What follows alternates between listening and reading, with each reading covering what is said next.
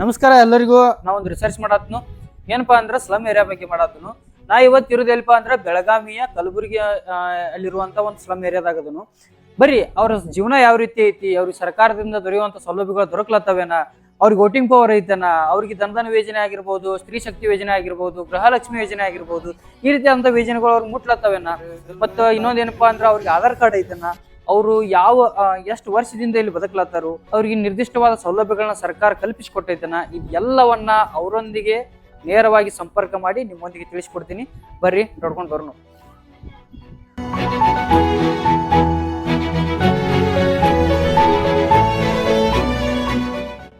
ಒಬ್ಬನು ಬೇರೆಗೌಡ ಇದ್ದ, ಬೇರೆಗೌಡ ಕೂಡ ನಾವು ಮಾತಾಡಿದ್ರೇನೆ ಅವ್ರು ನೋಡಿ ಏನಂತಾದ್ರು, ಈ ಜಾಗ ನೀವೆಲ್ಲರೂ ಕಿತ್ರಿ ಕರ್ನ ನಾವ್ ಇಲ್ಲಿ ಗಾರ್ಡನ್ ಮಾಡ್ತೇವಿ ಅಂತ ನಮ್ ಜೋಪಡಿಗಳೆಲ್ಲ ವ್ಯವಸಾಯ ನೋಡ್ರಿ ಹಿಂಗೆಲ್ಲ ಆಗ್ತಾ ಇದೆ. ಕಿತ್ ಕೊಡ್ಲತ್ತಾರ.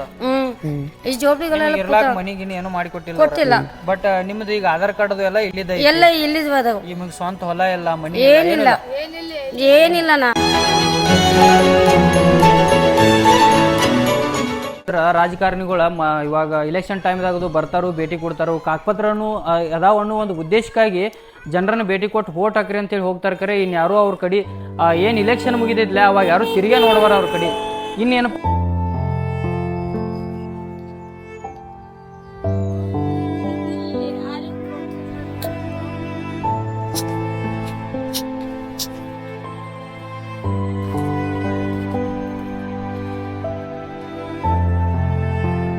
ಇಲ್ಲಿ ನೋಡ್ರಿ, ಅಲ್ಲಿ ಕಾಣೋದೈತ್ಲ ಅಂತ ತೋರ್ಸಿ. ಒಂದಿಷ್ಟು ಜನಕ್ಕೆ ಏನಪ್ಪಾ ಅಂದ್ರ ಅಲ್ಲಿ ಒಳ್ಳೆ ಒಂದು ಮನಿಯನ್ನ ಮಾಡಿ ಕೊಟ್ಟಾರ ಸ್ಲಮ್ ಏರಿಯಾದ ಜನರಿಗೆ. ಆದ್ರೆ ಇನ್ನು ಕೆಲವೊಂದಿಷ್ಟು ಜನರಿಗೆ ಸುಮಾರು 20ಕ್ಕಿಂತ ಹೆಚ್ಚು ಕುಟುಂಬಗಳಿಗೆ ಯಾವುದೇ ರೀತಿಯಾದಂಥ ಮನಿಗಳ ವ್ಯವಸ್ಥೆ ಆಗಲಿ ಅಥವಾ ರೂಮ್ ವ್ಯವಸ್ಥೆ ಆಗಲಿ ಮಾಡಿಕೊಟ್ಟಿಲ್ಲ. ಇವ್ರಿಗೆ ಕುಡಿಯಾಕ ನೀರು ಸರಿಯಂಗಿಲ್ಲ, ತಿನ್ನಾಕ ಆಹಾರ ಚೆನ್ನಾಗಿ ಸಿಗ್ತಾ ಇಲ್ಲ. ಇನ್ನೊಂದೇನಪ್ಪಾ ಅಂದ್ರೆ ಇವ್ರದ್ದು ದಿನದ ಕೂಲಿ ಆಗೈತಿ ಇವ್ರದ್ದು. ಒಂದು ದಿನ ಏನಪ್ಪಾ ಅಂದ್ರೆ ಬಾಂಡೆ ಅದು ಮಾರ್ಲಕ್ಕೆ ಹೋಗ್ತಾರೆ, ಒಂದು ದಿನಕ್ಕೆ 150 200 ಬಂದ್ರೆ ಬಂತು ಅವತ್ತಿನ ಹೊಟ್ಟೆ ಅವ್ರು ತುಂಬತೈತಿ, ಬರ್ಲಿಲ್ಲ ಅಂದ್ರೆ ಅವತ್ತಿನ ಹೊಟ್ಟೆ ತುಂಬೋದಿಲ್ಲ. ಈ ರೀತಿಯಾಗಿ ಜೀವನ ಮಾಡ್ಲತ್ತಾರ. ಸರ್ಕಾರ ಎಷ್ಟು ವರ್ಷ ಆಯ್ತು ಬದುಕಲತ್ತೀರಿ ಇಲ್ಲಿ? 25 ವರ್ಷ. 25 ಹುಡುಗರಿಗೆಲ್ಲ ಶಿಕ್ಷಣ ಎಲ್ಲಾರು ಕೆಲವೊಂದು ಕೆಲಸ ಕತ್ತರು, ಕೆಲವೊಂದು ಕೆಲಸ. ಮತ್ತೆ ನೀವು ದಿನನಿತ್ಯಗೆ ಏನ್ ಮಾಡ್ಸಿರಿ? ನಾವು ವ್ಯಾಪಾರ ಉದ್ಯೋಗ ವ್ಯಾಪಾರ ಮಾಡ್ತಾರ. ಕೆಲವು ಮಂದಿ ಚಾಪಿ ಮಾರಕ್ ಹೋಗ್ತಾರ, ಟೇಷರ್ ಸಾಮಾನ್ ಮಾಡ್ತಾರ ಅಂತ ಎಲ್ಲ ಒಟ್ಟಿ ಜೀವನ ಯಾವ ವ್ಯಾಪಾರ ಮಾಡ್ತಾರ. ಈ ಗೋರ್ಮೆಂಟ್ ನೌಕರಸ್ಥರ ಗೌರ್ಮೆಂಟ್ ನೌಕರು ಯಾರು ಇಲ್ಲ ಕಡೆ, ಯಾರಿಲ್ಲ. ನಮ್ಮ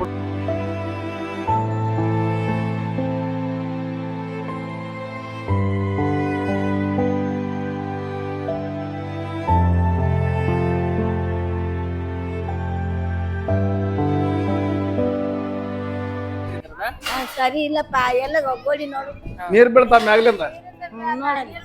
ಬೀಳ್ತೈತಿ. ಮತ್ತ ಮೆಟ್ಲೆಲ್ಲ ಸರಿ ಇಲ್ಲ.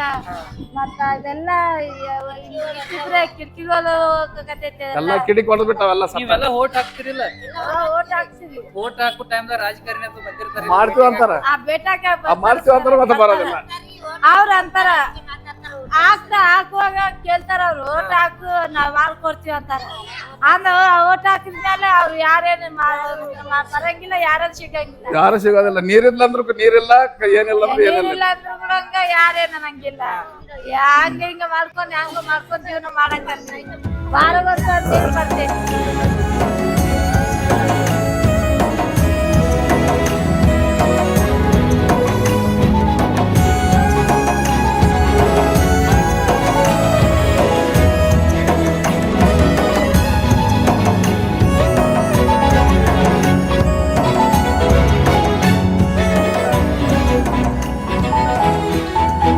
घर पे नल नहीं है और खिड़की में कांच भी नहीं है बराबर, पानी नहीं, कुछ नहीं.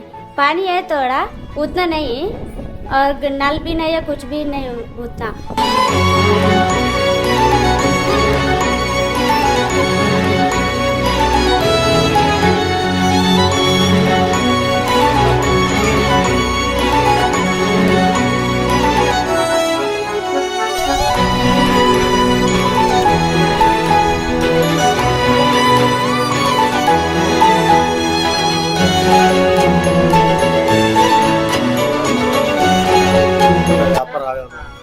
ಪ್ರಶ್ನೆ ಆಯ್ತು ಒಂದಿಲ್ಲ.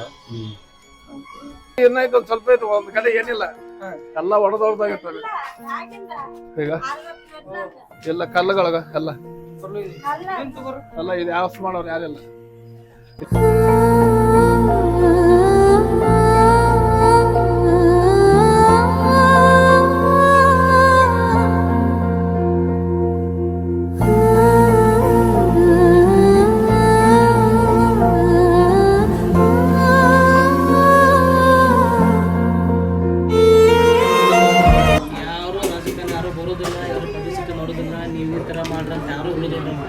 ಇಲ್ಲ ನಾವು ಖುದ್ದಾಗಿ ಯಾರು 4 ಮಂದಿ ಹೇಳಿ ನಾವು ಕೇಳೋದು, ನಾವು ಅನುಕೂಲ ನಾವು ಮಾಡಬೇಕು.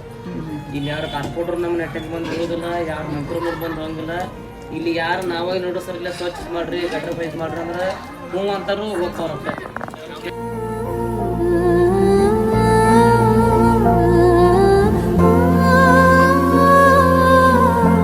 ಏನಪ್ಪ ಅಂದ್ರೆ ಇಲ್ಲಿ ಸ್ವಚ್ಛ ಮಾಡಕ್ಕೆ ಬರ್ತಾರಂತ ಜನ, ಅಂದ್ರೆ ಪುರಸಭೆದವ್ರು ಬರ್ತಾರಂತ.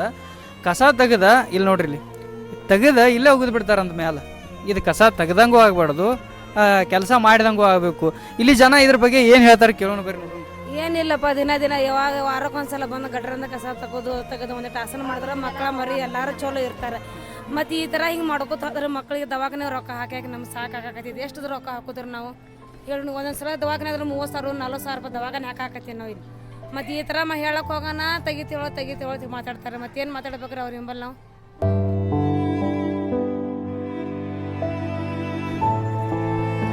ಸುಮಾರು 300ಕ್ಕೂ ಹೆಚ್ಚು ಫ್ಯಾಮಿಲಿಗಳು ಇಲ್ಲಿ ತಮ್ಮ ಜೀವನವನ್ನು ನಡೆಸ್ಯಾವ.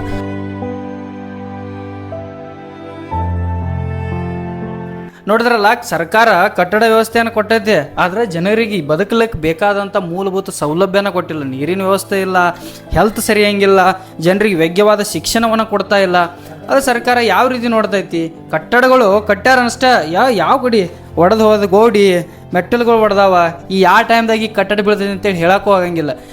ರಾಜಕಾರಣಿಗಳು ಏನು ಮಾಡ್ತಾ ಇದ್ದಾರೆ ಅಂದ್ರೆ, ಎಲೆಕ್ಷನ್ ಟೈಮ್ದಾಗ ಬಂದ ಆಶ್ವಾಸನೆ ಮಾತ್ರ ಕೊಡ್ತಾ ಇದ್ದಾರೆ, ಆದರೆ ಯಾವುದೇ ರೀತಿಯಾದಂಥ ಜನರಿಗೆ ಅವಕಾಶವನ್ನು ಕಲ್ಪಿಸಿಕೊಡ್ತಾ ಇಲ್ಲ. ಇಷ್ಟ ಈಗಿನ ಸ್ಲಮ್ ಜನರ ದುಸ್ಥಿತಿ ಯಾವ ರೀತಿಯಾಗಿ ನಡೆದೈತೆ ಅಂದ್ರೆ ಇದು ನೀವು ಕಣ್ಣಾರೆ ನೋಡ್ಬೋದು. ಈಗ ದಿನದ ವ್ಯಾಪಾರ ದಿನಗೂಲಿ ಮತ್ತೆ ಇದು ಗೃಹಲಕ್ಷ್ಮಿ ಅದು ಬರಲ್ಲ, ಬರಂಗಿಲ್ಲ. ನಮ್ಮ ರೇಷನ್ ಕಾರ್ಡ್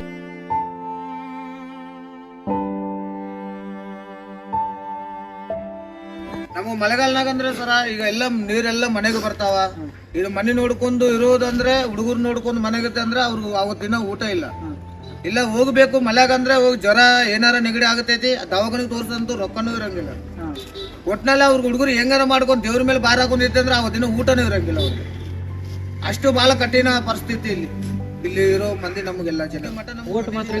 ಇಲ್ಲ ಕಡಿತೀವಿ, ಅಲ್ಲಿ ಕಿತ್ತಾಕಿದ ಕೂಡಲೇ ಎಲ್ಲಿ ಶರಣನಗರ ಕಡೆ ಬಂದ್ವಿ, ಅಲ್ಲಿ ಹೈವೇ ಬಾಜಿಗೆ ಅಲ್ಲಿ ಕಿತ್ತಾಕಿದ ಕೂಡಲೇ ಹೊಟ್ಟಮೂರಿ ಕಡೆ ಹೋದ್ವಿ, ಅಲ್ಲಿಂದ ಕಿತ್ತಾಕಿದ ಕೂಡಲೇ ಲಾಸ್ಟ್ ಇಲ್ಲಿ ಬಂದ್ವಿ. ಈಗ ಇಲ್ಲಿಂದ ಕಿತ್ತರೆ ಅಲ್ಲಿ ಹೋಗಿದ್ವಿ, ಮತ್ತೆ ಇಲ್ಲಿಂದ ಕಿತ್ತರೆ ಮತ್ತೆ ಎಲ್ಲಿ ಹೋಗೋದು ಇನ್ನೂ ಗೊತ್ತಿಲ್ಲ ನಮ್ಗೆ. ಹಿಂಗ ನಮ್ಮ ಜೀವನ ಹಿಂಗ ಹೋಗ್ತಾ ಇರುತ್ತೆ.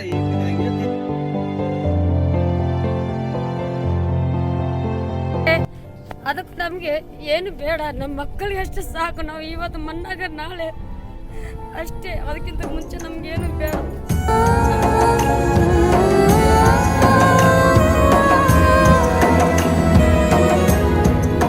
ನಮ್ಮ ಮಕ್ಕಳು ಚೆನ್ನಾಗಿರೋ ಸಾಕು ನಮ್ಗಷ್ಟೇ. ನಮ್ ತಿನ್ನಕ್ಕೂ ಕೂಳಿದ್ರೆ ಪರವಾಗಿಲ್ಲ. ಇಂಥದ್ದಲ್ಲಿ ನಾವೆಲ್ಲ ಜೀವನ ಮಾಡ್ತಾ ಇದ್ದೇವಲ್ಲ, ಕೈ ಬಿದ್ದು ಬೇಡ್ಕೊಂತೇವೆ. ನಮ್ಗೆ ಸ್ವಲ್ಪ ನಿಮ್ಗೆ ದಯಮಯ ಇದ್ರೆ ನಮ್ಗೆ ಸ್ವಲ್ಪ ನೋಡ್ರಪ್ಪ, ನೀವು ಬರ್ತೈತಿ.